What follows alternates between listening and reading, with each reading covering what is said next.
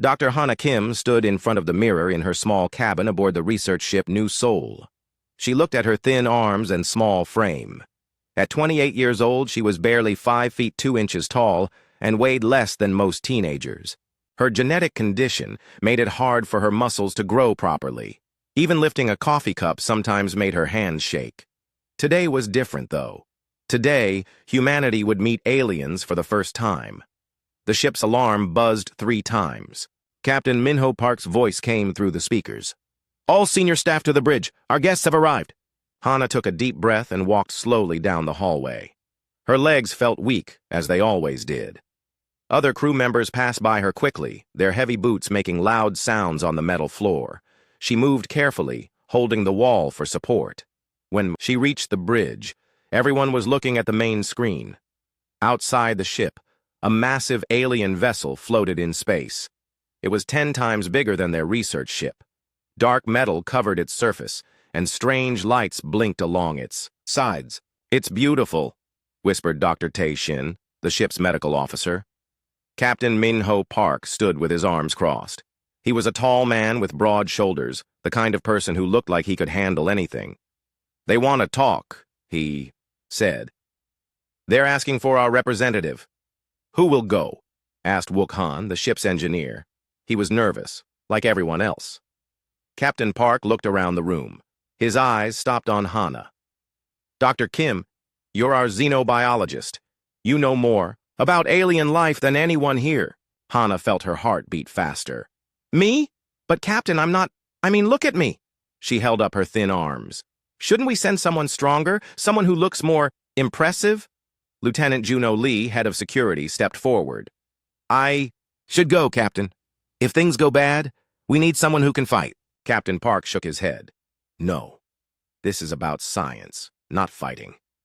Dr. Kim goes. An hour later, Hana stood in the docking bay. She wore her best uniform, but it still looked too big on her small body. Her hands shook as she held her tablet. Computer.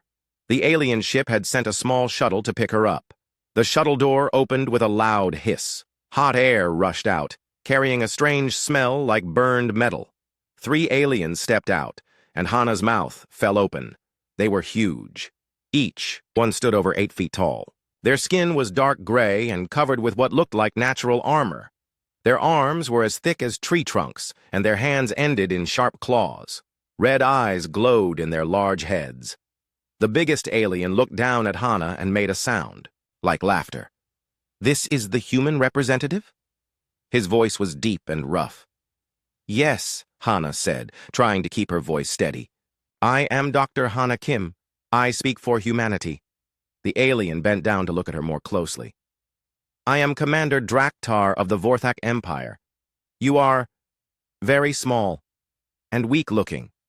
Appearances can be deceiving," Hana replied. Commander Draktar stood up and laughed again. The sound made Hana's bones vibrate. "Can you even lift your own equipment, little human?" Hana's tablet computer suddenly felt very heavy in her hands. She tried to hold it steady, but her arms began to shake. The tablet slipped from her fingers and clattered to the floor. All 3 aliens laughed now. The sound echoed through the docking bay. "This is what humans call a representative," said one of the other aliens. "We have younglings stronger than this creature." Commander Draktar picked up a metal tool from a nearby workbench. It was a heavy wrench that would normally require 2 hands to lift. He crushed it between his fingers like it was made of soft clay. "Your species is pathetic. How did you even survive long enough to reach space?" Hana bent down slowly to pick up her tablet. Her legs shook with the effort. When she stood up again, her face was red from embarrassment. "Please," she said. "Let's go to your ship and talk. There's much we can learn from each other." The aliens looked at each other and made more laughing sounds. "Learn from you?" Commander Draktar shook his big head.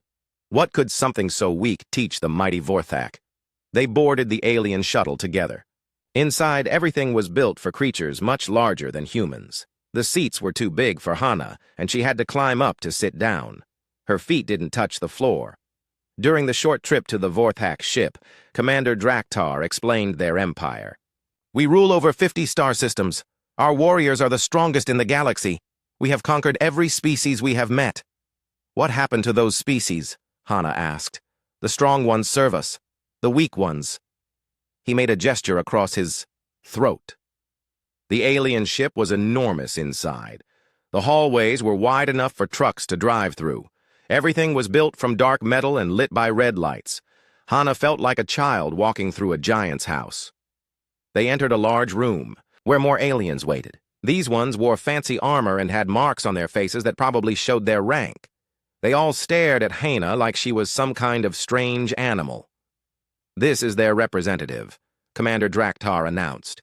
Observe how weak the humans are, he gestured to Hana. Show them your strength, little human. There was a heavy metal bar on the table. It was about the size of a baseball bat, but made of solid steel. Commander Draktar picked it up with one hand and bent it in half without effort. Your turn, he said, placing the bent bar in front of Hana. Hana tried to lift it, but it was too heavy. She used both hands and managed to raise one end off the table, but her arms shook badly. After a few seconds, she had to let it drop. The room filled with alien laughter. Pitiful, said one of the aliens. How do these creatures even build spaceships? Perhaps they have machines do everything for them, said another. They are too weak to do real work. Commander Draktar leaned down close to Hana. Here is what will happen, little human. Your species will surrender to the Vorthak Empire. You will work for us, building things with your machines. In return, we will not destroy your planet. And if we refuse, Hana asked, then we will take what we want anyway. But first, we will kill everyone who resists. He stood up tall. Look around you. Do you see any humans here who could stop us? Hana looked at the dozens of alien warriors in the room. Each one was bigger and stronger than any human she had ever seen. Their claws could tear through metal. Their armor looked like it could stop bullets. I need to discuss this with my people, she said. Of course. We give you 1 day to surrender. If you refuse... Commander Draktar crushed another metal bar to show what would happen. Back on the new Sol, the human crew gathered in the meeting room. Everyone looked worried and scared. Captain Park paced back and forth. They're too strong, Lieutenant Juno Lee said. My security team wouldn't last 5 minutes against one of those things. Our weapons might hurt them, Wook Han suggested. But they have 50 warships to our 3 research vessels. Dr. Tae Shin shook his head. I ran scans while Dr. Kim was over there. Their bone density is 3 times ours. Their muscle mass is incredible. They're natural warriors. All eyes turned to Hana. She sat quietly in her chair, thinking about everything she had seen. Dr. Kim, Captain Park said. You spent the most time with them. What do you think? Hana looked up at her colleagues. These were good people, smart people. They had families back on Earth who were counting on them. They think we're weak, she said slowly. They think they know everything about humans from looking at me. Well, they're not wrong, Lieutenant Lee said. No offense, Doctor. But compared to them, we are weak. Hana smiled for the first time since meeting the aliens. That's exactly what they think, and that might be their biggest mistake. The next morning came too quickly. Hana woke up in her small bed feeling tired. She had not slept well. Every time she closed her eyes, she saw the big alien faces laughing at her. She got dressed slowly and made her way to the dining hall. The ship felt different today. People walked quietly and spoke in whispers. Everyone knew this might be their last day of freedom. Captain Minho Park sat alone at a corner table staring at his coffee. Dark circles under his eyes showed he had not slept either. When he saw Hana, he waved her over. Any ideas? He asked. Hana sat down carefully. Her chair made a small creaking sound under her weight, even though she was so light. I've been thinking all night. There might be something we can do. Before she could explain, the ship's alarm started ringing. Red lights flashed in the hallways. Lieutenant Juno Lee's voice came over the speakers. All hands to battle stations. We have multiple contacts approaching. Captain Park and Hana rushed to the bridge. The main screen showed space around there. Small fleet. Dozens of red dots were appearing on the radar. As they watched, alien ships became visible. They seemed to appear out of nowhere, like magic. They were hiding, Wook Han said from his position at the engineering station. Some kind of cloaking technology. More and more ships appeared. Big ones, small ones, and some that were huge beyond belief. The humans counted 50 warships surrounding their 3 research vessels. "We're trapped," whispered Dr. Tae Shin. Commander Draktar's face appeared on the communication screen. His red eyes glowed with satisfaction. "Good morning, humans. Have you made your decision?" Captain Park stepped forward. "We need more time to discuss this." "Time is over," the alien commander said. "You will surrender now, or we will take your ships by force." "And if we surrender," Captain Park asked, "then you will live.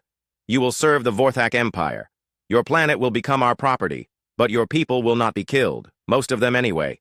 Behind Commander Draktar, Hana could see the bridge of the alien flagship. It was enormous. Dozens of alien warriors stood at control stations. Weapons that could destroy planets were probably aimed at the human ships right now. "We cannot fight you," Captain Park said, "but we need to prepare our people. Give us 2 hours to organize the surrender." Commander Draktar laughed. "1 hour. Then we board your ships and take what we want." The screen went black. Lieutenant Juno Lee turned to the captain. "Sir, what are your orders?" Captain Park looked around the bridge. His crew was small but brave. They were scientists and engineers, not soldiers. But they were still human, and humans did not give up easily. "Prepare for boarding," he said, "but also prepare to fight if we have to." "Sir," Lieutenant Lee said, "my security team has 20 people. They have thousands of warriors." "I know the numbers," Captain Park replied, "but we won't make it easy for them." Over the next hour, the crew prepared for the worst. The security team checked their weapons and planned defensive positions. The engineers worked on the ship's systems, trying to make them harder for aliens to use. The medical team prepared to treat wounded people. Hana went to her laboratory. It was a small room filled with scientific equipment and computers. She had spent years studying alien life forms, trying to understand how different species evolved. Now she was about to meet the most dangerous species in the galaxy. She opened a locked cabinet and took out a small device. It looked like a simple medical scanner, the kind doctors use to check for broken bones. But this device was special. It was connected to systems that most people on the ship did not know about. Dr. Tae Shin knocked on her door. "Hana, you should come to the medical bay. It will be safer there." "In a few minutes," she said. "I need to finish something first." The hour passed quickly. Then the ship shook as something large attached to its side. The aliens were boarding. Lieutenant Juno Lee's voice came over the speakers. "They're cutting through the hull. All security. Teams to positions." Loud banging sounds came from the lower decks. The aliens were using some kind of cutting tool to make holes in the ship's walls. It sounded like giant metal teeth chewing through steel. The first explosion shook the entire ship. Emergency lights came on, filling the hallways with red light. The aliens had broken through. From her laboratory, Hana could hear fighting in the distance. Human voices shouted orders and warnings. Alien voices roared back in their deep, rough language. Energy weapons made bright, flashing sounds as they fired. The fighting moved closer. Heavy footsteps ran past her door. She heard Lieutenant Lee shouting commands to his team. "Fall back to Section 7! Use the choke points!" But the human security team was no match for the alien warriors.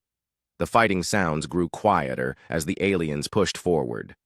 One by one, the human defensive positions fell. 20 minutes after, the boarding began. Commander Draktar's voice echoed through the ship's speakers. He had taken control of the communication system. "Attention, humans! Your resistance is over. Come out of your hiding places and you will not be harmed. Continue to fight and we will hunt you down one by one." Hana heard footsteps in the hallway outside her lab. Big, heavy steps that could only belong to aliens. They were searching the ship room by room. Her door opened with a loud crash. 3 alien warriors stood in the doorway.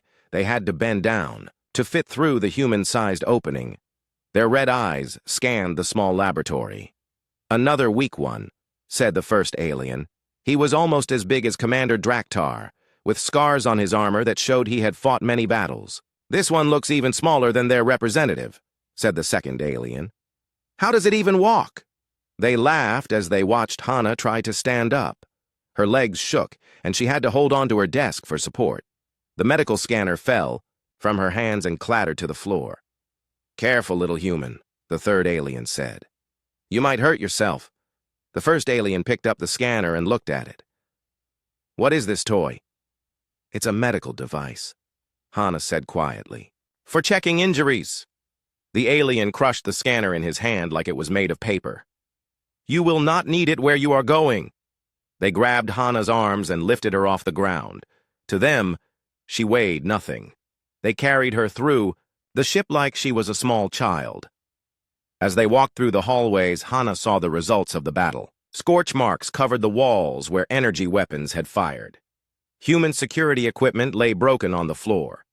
She saw several crew members sitting against walls with their hands tied behind their backs. Dr. Tae Shin was among them. He looked sad and defeated.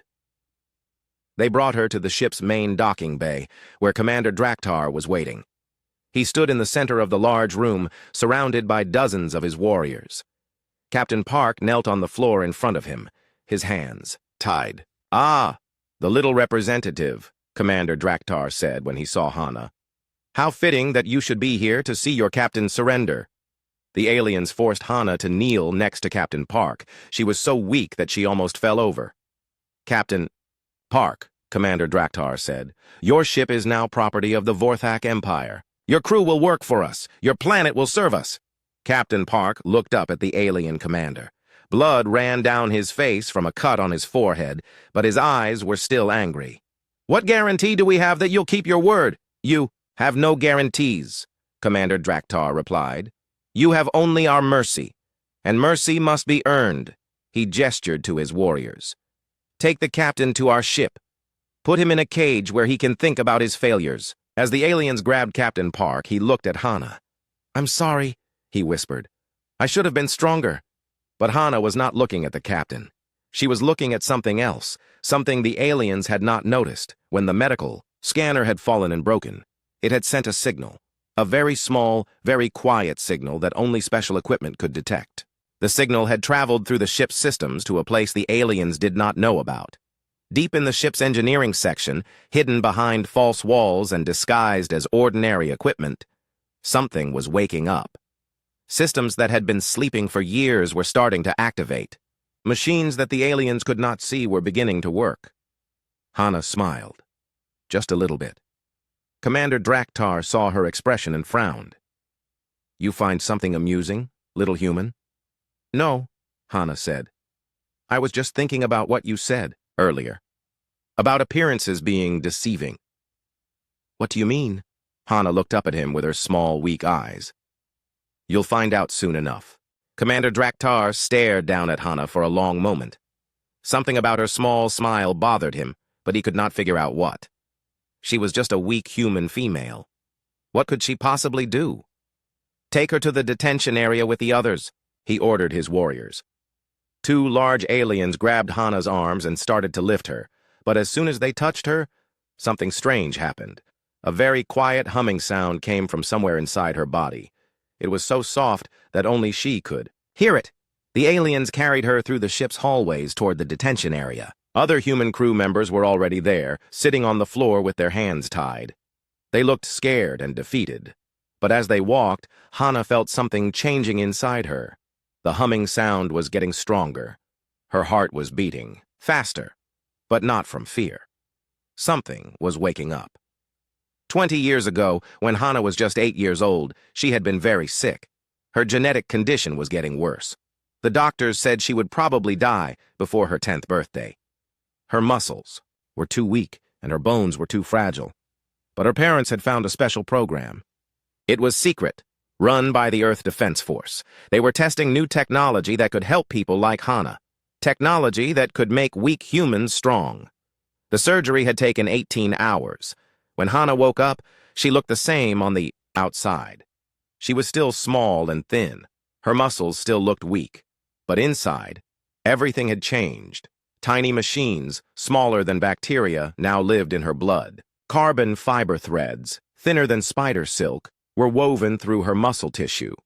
Her bones were reinforced with materials stronger than steel.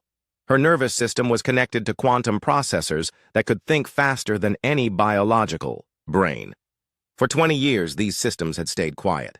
They helped keep her alive, but they did not make her strong. The doctors said it was better that way. If people knew what humans could really do, it might cause panic. But now, as the aliens carried her through the ship, the systems were waking up.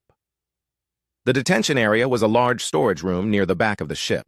The aliens had cleared out the equipment and put the human prisoners inside. There were about 30 people sitting on the cold metal floor. The aliens threw Hana down next to Dr. Tae Shin. She landed hard and pretended to be hurt, holding her side and making small crying sounds. "Pathetic," said one of the alien guards. "How did these creatures ever learn to build spaceships?" The guard closed the heavy metal door and locked it. The room became dark except for one small light in the ceiling. Dr. Tae Shin moved closer to Hana. "Are you hurt?" he whispered. "I'm fine," she whispered back. The humming inside her body was getting louder now. She could feel strength flowing into her muscles like electricity. "What's going to happen to us?" asked Wook Han from across the room. "They'll probably take us to their homeworld," said Lieutenant Juno Lee. "Make us work in their factories or mines." "If we're lucky," added another crew member. Hana stood up slowly. To everyone else, she still looked weak and shaky. But inside, she could feel the changes happening. Her enhanced nervous system was running diagnostics on all her body's systems. Everything was working perfectly. She walked to the metal door and pretended to examine the lock. What she was really doing was scanning the door with sensors that the aliens could not see. Her enhanced eyes could detect the molecular structure of the metal.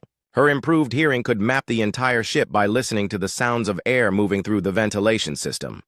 "Hana," Dr. Tae Shin called softly. "Come sit down. Save your strength." But Hana was learning things about the alien ship that surprised her. Their technology was powerful, but it was simple. They relied on brute force instead of clever engineering. Their metal was strong, but it was not perfect. Their ship design had weaknesses that human engineers would never allow. More importantly, she was learning about the aliens themselves. She could hear their conversations through the walls. They were confident, maybe too confident. They thought the humans were completely defeated. Most of their warriors had returned to their own ships. Only a small guard force remained on the new Sol. "How many guards do you think they left?" she asked Lieutenant Lee. "Maybe 20 or 30, he replied. "Why?" "Just curious." Hana sat back down and closed her eyes. To the others, it looked like she was resting. Actually, she was accessing her enhanced memory systems and reviewing everything she knew about Vorthak biology. The aliens were strong, but strength had costs. Their big muscles needed lots of energy. Their heavy bones made them slow. Their natural armor was thick, but it had joints and weak spots. More than that, they had evolved on a world where strength was everything. They had never needed to be clever or quick. They just overpowered their enemies. But humans were different. Humans had always been weak compared to other animals on Earth. Bears were stronger. Lions were faster. Eagles had better eyes. So, humans had learned to be smart instead of strong. An hour passed, then another. The guards outside the door talked in their rough alien language. Hana's enhanced brain translated their words automatically. "When do we return to the fleet?" one guard asked. "After the commander finishes with the human captain," another replied. "He wants to break their spirit completely before we take them to the Empire." "How long can that take?" "Humans break easily." "True. We should be done soon." That was when Hana decided it was time. She stood up again and walked to the door. This time, she placed her hand flat against the metal. To everyone watching, it looked like she was just touching the door, but her enhanced systems were doing much more. Microscopic tools in her fingertips were analyzing the lock mechanism. Her internal computers were calculating exactly how much force would be needed to break it. Her enhanced muscles were preparing to generate that force. "What are you doing?" whispered Wook Han. "Something I should have done 20 years ago," Hana replied. She took a deep breath. Inside her body, the quantum processors sent signals to every enhanced system. Nanomachines in her blood began working overtime. Carbon fiber muscles started contracting with inhuman strength. Hana's hand gripped the metal door handle. Everyone in the room watched in confusion. Then she pulled. The heavy metal door, designed to hold alien prisoners who could lift 1,000 pounds, tore off its hinges like it was made of paper. The sound of breaking metal echoed through the ship.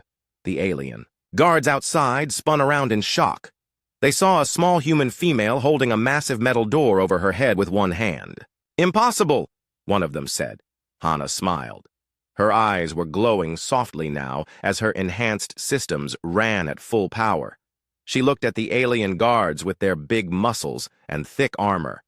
"Let me show you what humans are really capable of," she said.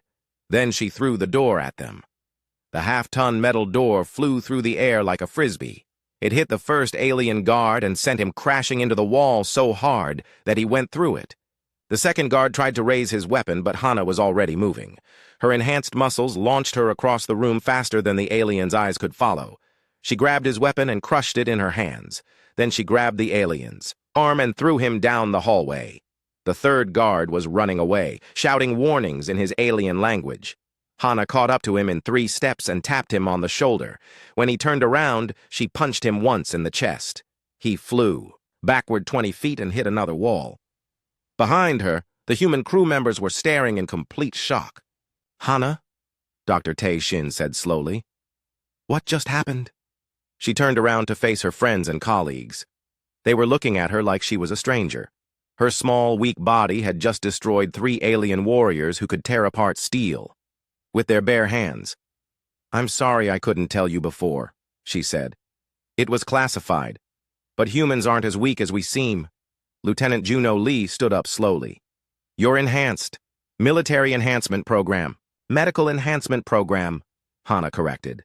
"But yes, I've been enhanced since I was 8 years old." "How many others?" he asked. "On Earth?" "About 10,000 people. We're all volunteers who were dying from genetic conditions. The enhancement, technology saved our lives." Wukan shook his head in amazement. "So when the aliens saw you, they thought all humans were weak." "That was the idea," Hana said. "Let them underestimate us while we figured out their capabilities." More alien voices were coming from deeper in the ship. They had heard the fighting and were coming to investigate. "What now?" asked Dr. Tae Shin. Hana looked down the hallway toward the sounds of approaching aliens. Her enhanced hearing counted at least 15 warriors heading their way. Her tactical systems were already planning the best way to defeat them. "Now," she said, "we take back our ship." The sound of alien footsteps grew louder as they got closer. Heavy boots pounded against the metal floor like thunder. Hana could hear their voices getting more excited as they discovered the broken door and unconscious guards. "Stay behind me," Hana told the other humans. "And when I tell you to run, run." "Hana, there are too many of them," Dr. Tae Shin said. "Even with your enhancements." But Hana was not listening. Her enhanced systems were analyzing everything around her. The hallway was narrow, which was good. The aliens would have to come at her 1 or 2 at a time instead of all together. The ceiling was low for them, but perfect for her. The walls were thick, but had weak points where the support beams connected. Most importantly, the aliens were angry now instead of careful. Angry enemies made mistakes. The first alien warrior appeared at the end of the hallway. He was huge, even bigger than the guards she had already defeated. Scars covered his armor, and his red eyes glowed with rage. "You!" he roared when he saw Hana. "What did you do to my warriors?" "I gave them a lesson in human biology," Hana replied calmly. The alien charged down the hallway toward her. His heavy footsteps shook the floor. Behind him, more aliens were trying to follow, but the hallway was too narrow for them to spread out. Hana waited until the last second, then stepped aside. The alien's momentum carried him past her. As he went by, she grabbed his arm and used his own speed against him. She spun him around and threw him into the wall. The metal wall dented around his body. He slid to the floor and did not get up. The second alien was more careful. He approached slowly, holding an energy weapon. "Stand still, human. Make this easy." "Nothing about humans is easy," Hana said. She moved faster than the alien could track. One moment she was standing in front of him. The next moment she was beside him, pulling the weapon from his hands. She broke it in half and threw the pieces at the aliens behind him. Before the second alien could react, Hana grabbed him by the shoulders and lifted him off the ground. To her enhanced muscles, his massive weight felt like lifting a small child. She threw him back down the hallway where he crashed into 3 other aliens and knocked them all down. "Impossible," said another alien voice. "She is too small to be this strong." But more aliens were coming. Hana could hear them in the parallel hallways, trying to surround her. Her enhanced hearing tracked their positions perfectly. 6 aliens to the left, 8 to the right, and at least 10 more coming straight ahead. "Dr. Shin," she called without turning around. "Take everyone to the emergency escape pods. Get to the other human ships and warn them." "What about you?" he asked. "I'll be fine. Go." She heard the humans running away behind her. Good. Now she could stop holding back. The aliens in the side hallways were trying to cut through the walls to reach her. She could hear their cutting tools working on the metal. But Hana had studied the ship's blueprints. She knew exactly where they were. She punched the wall beside her. Her enhanced fist went through the thick metal like it was cardboard. On the other side, an alien warrior was holding a cutting tool. His red eyes went wide with shock as Hana's hand came through the wall and grabbed his weapon. She pulled the cutting tool through the hole and pointed it at the wall on the other side. The high-energy beam cut through the metal easily. She heard aliens on that side shouting in surprise as their section of hallway became very hot. More aliens appeared at the end of the main hallway. These ones had learned from watching their friends get defeated. They were carrying heavy shields and moving in formation. "Surround the human," their leader commanded. "Use the stun weapons. The commander wants her alive." But Hana was not waiting for them to surround her. She ran toward them at full speed. Her enhanced legs launched her forward faster than any normal human could move. The aliens tried to track her with their weapons, but she was too quick. She hit the first alien shield with both hands. The metal shield, designed to stop energy weapons and explosive rounds, crumpled like paper. The alien behind it flew backward into his friends. The second alien tried to hit her with his stun weapon. Hana caught the weapon in one hand and crushed it. With her other hand, she grabbed the alien's armor and threw him against the ceiling. He hit so hard that he stuck there for a moment before falling down. But while she was fighting these aliens, more were coming from behind. She could hear them approaching through the hallways she had already cleared. They were learning to work together. That was when Hana decided to change tactics. Instead of fighting the aliens in the narrow hallways, she punched through the floor. Her enhanced fist broke through the metal deck and into the level below. She grabbed the edges of the hole and pulled, making it bigger. Then she jumped down to the lower level. The aliens above her started shouting in confusion. They had expected her to keep fighting in the hallways. Now she was somewhere else entirely. The lower level was the engineering section. This was where the ship's main systems were located. Hana's enhanced eyes could see in the dim light perfectly. Her internal computers were already analyzing the alien technology.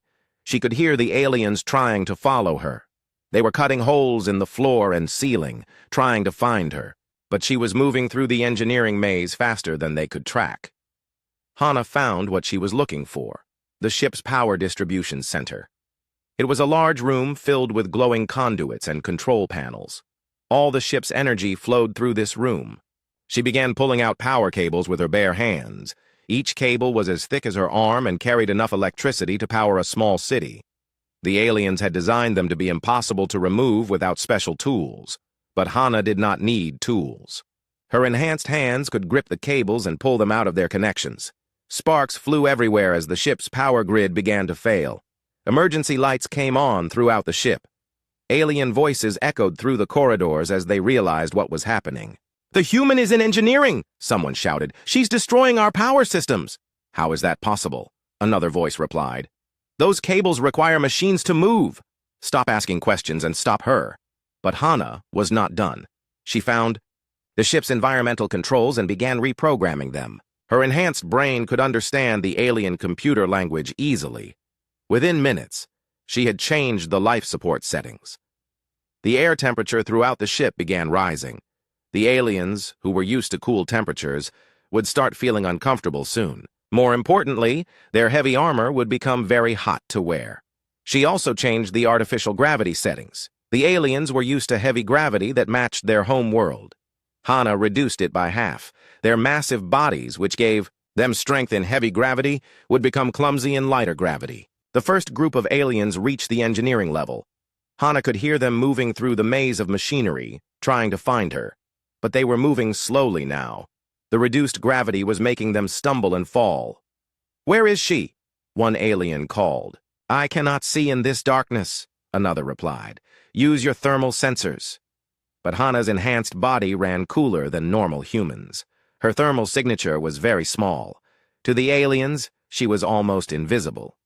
She moved through the shadows, sabotaging one system after another. The ship's weapons went offline. The navigation system began giving false readings. The communication array started broadcasting random signals. Finally, she found the most important system, the ship's structural integrity field. This was what kept the large ship from breaking apart under its own weight. She began carefully adjusting the settings. She did not want to destroy the ship completely. There were still humans aboard, and she needed to get them to safety. But she could weaken the ship enough to make it helpless. As she worked, she heard a familiar voice echoing through the ship's communication system. It was Commander Draktar, and he sounded very angry. "Human female!" His voice boomed from the speakers. "I know you can hear me. Stop what you are doing or we will kill your captain." Hana paused in her work. Through the ship's internal sensors, she could see Captain Park. The aliens had him in the main docking bay, tied to a chair. Commander Draktar was standing beside him with a large weapon pointed at his head. "You have 10 seconds to surrender," the alien commander continued. "Then your leader dies." Hana looked at the structural integrity controls. She was almost finished. A few more adjustments and the alien ship would be crippled. But 10 seconds was not enough time. She had to make a choice. Save the captain or finish sabotaging the ship. She chose both. Her enhanced legs launched her out of the engineering section and toward the main docking bay. She moved through the ship's corridors faster than the aliens could believe. Emergency lights flashed as she passed, but as she ran, she activated a timer in her enhanced systems. In exactly 60 seconds, her modifications to the ship's systems would complete themselves automatically. She did not need to be in engineering for the sabotage to finish. She reached the docking bay just as Commander Draktar was finishing his countdown. 3, 2, 1. "Wait!" Hana called as she entered the large room. Commander Draktar turned. Toward her, his weapon still pointed at Captain Park's head. So the little human finally shows herself. "Are you ready to surrender?" Hana looked around the docking bay. There were at least 30 alien warriors in the room, all armed and. The docking bay plunged into complete darkness. Emergency power kicked in a few seconds later, but the red emergency lights made everything look strange and scary. The alien warriors started shouting in confusion. "What did you do?" "Commander," Draktar roared. "I told you," Hana said calmly. "Humans are good at multitasking. All around the ship, systems were failing. The artificial gravity flickered on and off, making the heavy aliens stumble and float. The air circulation stopped working, and the temperature began rising quickly. Worst of all, the weapons systems were completely dead." Commander Draktar pressed, his weapon harder against Captain Park's head. "Fix it now or he dies." "You can kill him if you want," Hana said. "But I'm the only one who knows how to repair what I broke. Kill him, and your ship stays broken forever." The alien commander's red eyes glowed with rage. He wanted to pull the trigger, but he knew she was right. Without the ship's systems working, they were helpless. "Guards, grab her," he ordered. 6 alien warriors moved toward Hana through the flickering light, but the reduced gravity made them clumsy. They were used to moving in heavy gravity that matched their massive weight. Now they felt light and unsteady. Hana, on the other hand, moved perfectly. Her enhanced systems adjusted to the gravity changes automatically. She was faster and more balanced than ever. The first alien reached for her with his massive clawed hand. Hana ducked under his arm and punched him in the stomach. Her enhanced fist hit him so hard that he flew across the room and crashed into a wall. The second alien tried to grab her from behind. She spun around and caught his arm, then used his own momentum to throw him into 2 other aliens. All 3 of them went down in a tangle of arms and legs. "Impossible!" Commander Draktar shouted. "She is half their size!" But Hana was not fighting fair. Her enhanced brain was calculating the exact angle and force needed for each attack. Her enhanced muscles delivered precisely the right amount of power. Her enhanced reflexes let her move before the aliens could react. More importantly, the aliens were getting tired. The rising temperature was making their heavy armor uncomfortable. Their thick muscles, designed for strength, were not good at fighting in hot conditions. Sweat was making their hands slippery, but Hana's enhanced body ran cool and efficient. The heat did not bother her at all. She defeated alien after alien, but more kept coming. There were too many of them in the docking bay. She needed to even the odds. Hana looked up at the ceiling. The emergency lights showed her exactly what she needed, the main support beam that held up this section of the ship. Her sabotage had weakened the structural integrity field. One good hit in the right place would bring down part of the ceiling. She jumped straight up, using her enhanced legs to launch herself 20 feet into the air. The reduced gravity helped her reach the ceiling easily. She grabbed the support beam with both hands and began to pull. "Stop her!" Commander Draktar screamed. But it was too late. The weakened beam broke under Hana's enhanced strength. A large section of the ceiling came crashing down, separating her from most of the alien warriors. Dust and debris filled the air. When the dust cleared, only Commander Draktar and 2 guards were left on her side of the room. The rest of the aliens were trapped behind a pile of twisted metal. "Now it's a fair fight," Hana said. Commander Draktar looked at his 2 remaining guards, then at the small human female who had just brought down part of his ship's ceiling with her bare hands. "Kill her," he ordered. The 2 guards attacked together. They were the biggest aliens Hana had seen, probably the commander's personal bodyguards. Their armor was thicker, and their weapons were larger. But size was not everything. The first guard swung a massive energy club at Hana's head. She caught the weapon in one hand and crushed it. The alien stared in shock as his weapon crumbled like broken glass. The second guard fired an energy blast at her. Hana moved so fast that the blast missed her completely. It hit the first guard instead, and he collapsed. Now only Commander Draktar was left standing. He was bigger than any alien she had fought so far. His armor was decorated with symbols that probably showed his rank and victories. His weapon was a massive energy sword that glowed with dangerous power. "You think you have won, little human?" he said. "I have conquered 50 worlds. I have killed thousands of warriors. You are nothing compared to me." "Maybe," Hana said, "but there's something you need to understand about humans." "What?" "We don't fight fair." While Commander Draktar had been talking, Hana had been using her enhanced hearing to listen to the rest of the ship. The other aliens were trying to cut through the debris to reach the docking bay, but more importantly, she could hear human voices. Dr. Tae Shin and the other crew members had not gone to the escape pods like she told them. Instead, they had found the ship's armory and taken weapons. Now they were fighting their way through the ship, taking advantage of the chaos she had created. Lieutenant Juno Lee's voice came through the ship's communication system. He had reached the bridge and taken control of the communication array. "Attention, all human ships," his voice echoed through the docking bay. "This is Lieutenant Lee aboard the New Soul. We are taking back our ship. Repeat, we are taking back our ship."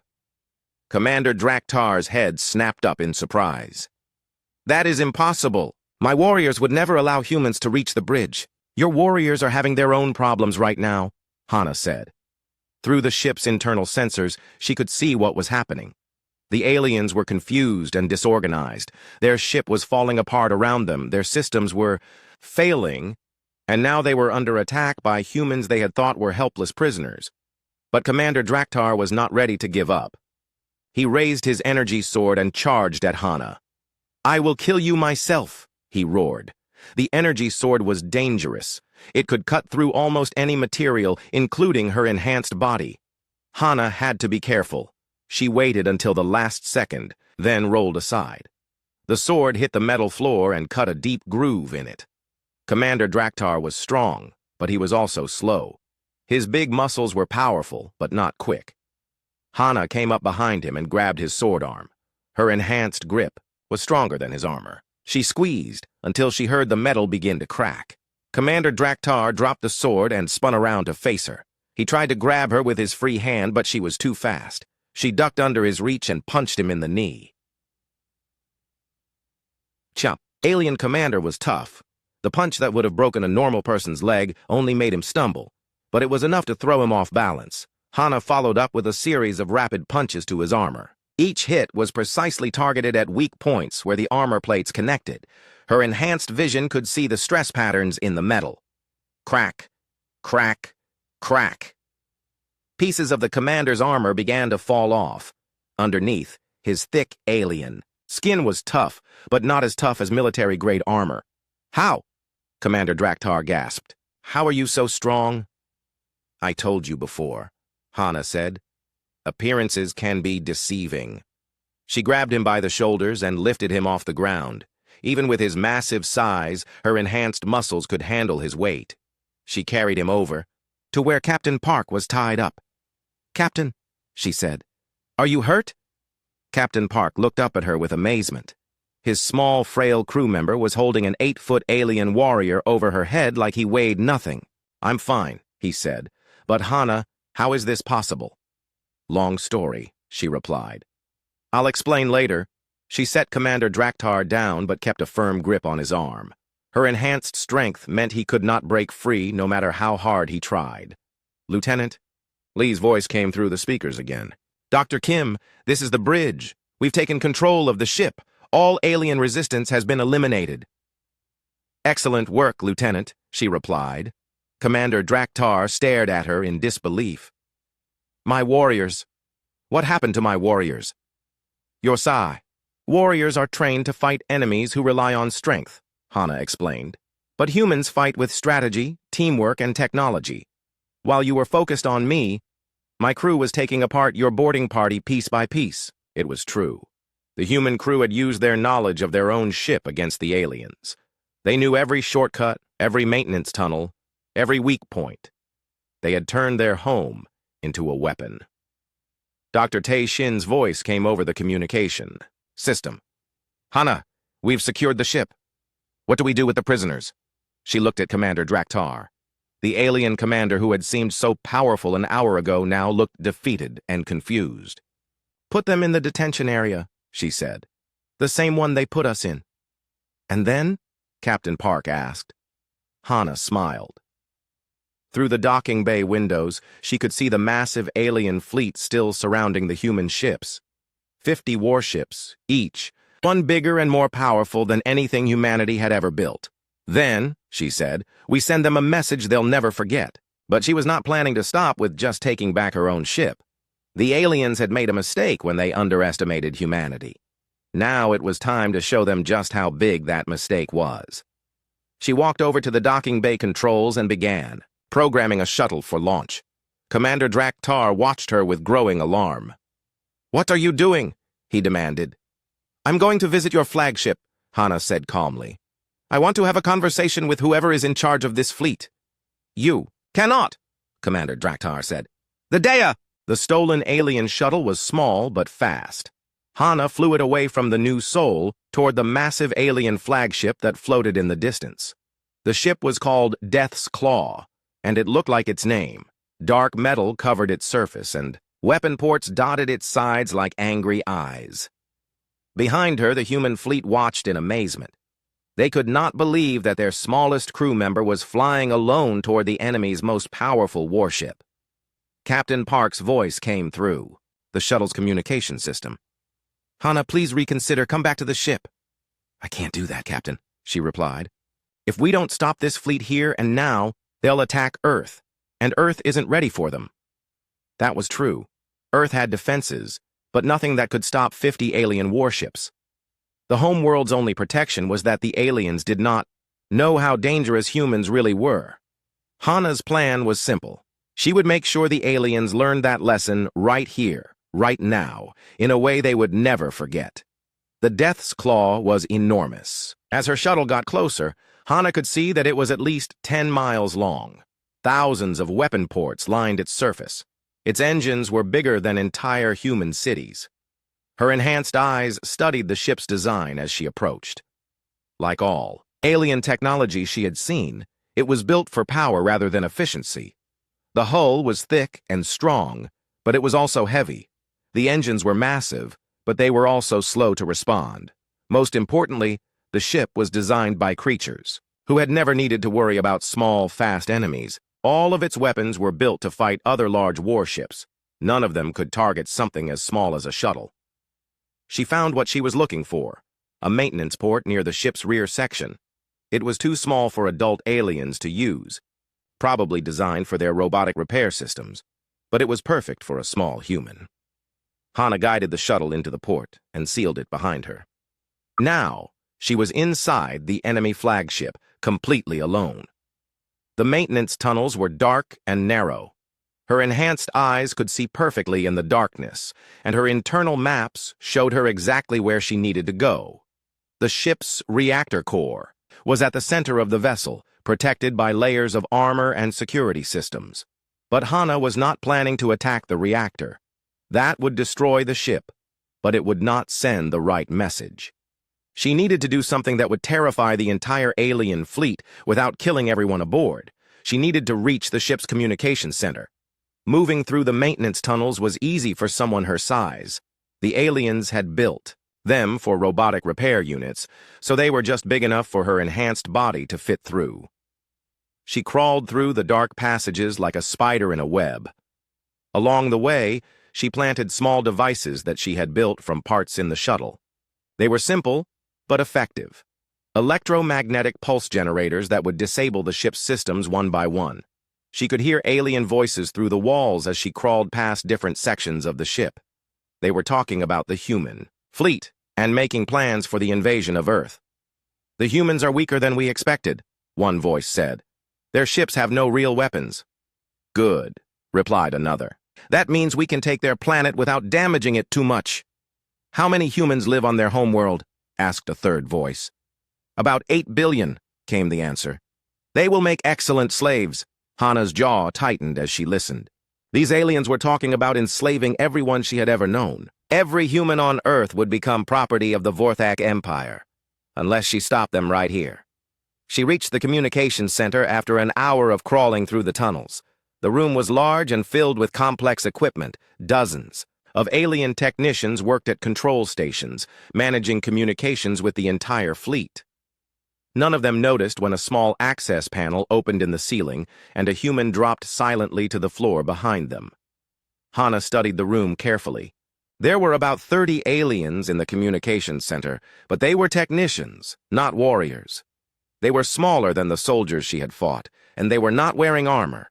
More importantly, they were all focused on their work. None of them were watching for intruders. She moved like a shadow through the room, staying behind the large communication consoles.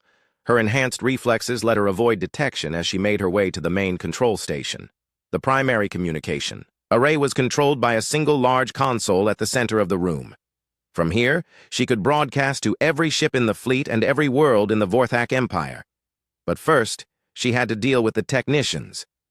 Hana activated the electromagnetic pulse devices she had planted throughout the ship. One by one, systems began failing all over the Death's Claw. Lights went out. Computer screens went dark. The artificial gravity fluctuated. The alien technicians started shouting in confusion. They ran around the room trying to figure out what was happening to their systems. In the chaos, no one noticed Hana step out from behind the consoles. "Attention," she said in a loud, clear voice. Every alien in the room turned to stare at her. They could not believe their eyes. A small human female had somehow appeared in the most secure part of their flagship. "I am Dr. Hana Kim of the Earth, Vessel New Soul," she continued. "I have a message for your empire." One of the alien technicians recovered from his shock and reached for an alarm button. Hana moved faster than he could see and grabbed his wrist. "I wouldn't do that if I were you," she said calmly. She squeezed his wrist gently, and he felt her impossible strength. His eyes went wide with terror. "As I was saying," Hana continued, "I have a message for your empire." She walked to the main communication console, still holding the technician's wrist. The other aliens backed away from her in fear. They had heard reports about the impossible human strength from Commander Draktar's ship, but seeing it in person was different. "Here's what's going to happen," she said as she began working on the communication controls. "You're going to broadcast my message to every ship in your fleet and every world in your empire." "We will never help you," said one of the technicians. Hana looked at him and smiled. Then she picked up a piece of metal equipment from the console. It was a solid steel component that probably weighed 50 pounds. She crushed it in her hand, like it was made of clay. "I think you will," she said. The aliens exchanged frightened looks. This small human creature had somehow infiltrated their most powerful ship and was now demonstrating strength that seemed impossible. But the chief technician was braver than the others. "Even if you force us to send your message, our fleet will destroy your ships anyway. 3 human vessels cannot defeat 50 Vorthak warships." "You're right," Hana said. 3 ships can't defeat 50 warships." The aliens looked relieved. But one human can, she added.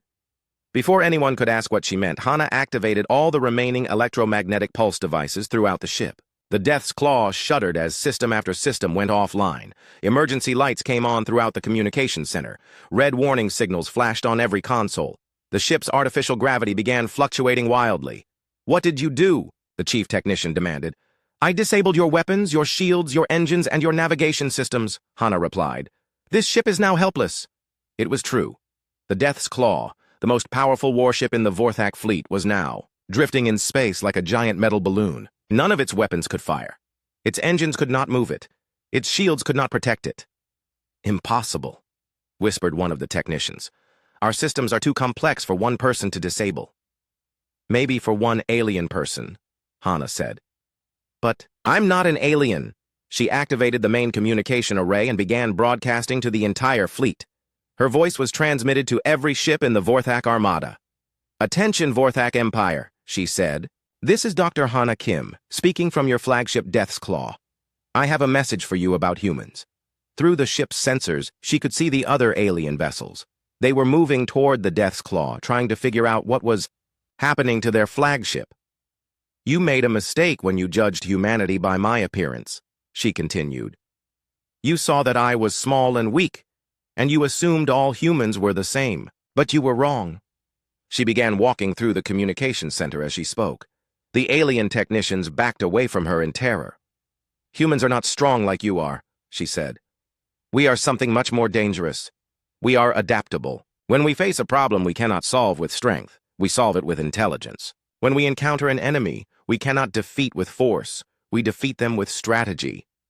On the main screen, she could see the approaching alien ships.